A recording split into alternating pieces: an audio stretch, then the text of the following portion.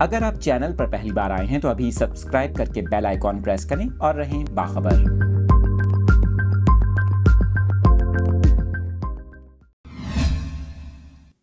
کراچی سے اپنے ناظرین کے ساتھ اس خبر کی تفصیلات شیئر کر رہے ہیں۔ کراچی کا علاقہ ہے بولٹن مارکیٹ، جہاں پر انتہائی افسوسناک یہ واقعہ پیش آیا۔ پولیس حکام کی جانب سے بتایا گیا کہ کراچی کے علاقے بولٹن مارکیٹ میں گودام سے لاش برآمد ہوئی۔ بولٹن مارکیٹ میں ایک تاجر نے گودام میں خودکشی کر لی۔ تاجر نے کاروبار میں نقصان پر خودکشی کی، گولی تاجر کی کنپٹی پر لگی۔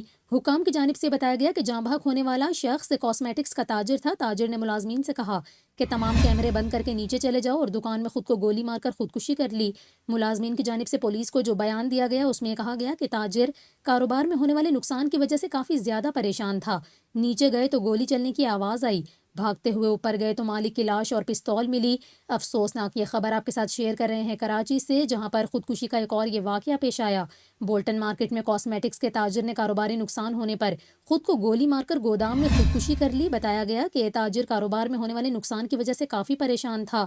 آپ کو بتائیں، واقعے کے بعد کرائم سین یونٹ کو موقع پر طلب کیا گیا اور معاملے کی مزید تحقیقات شروع کر دی گئیں۔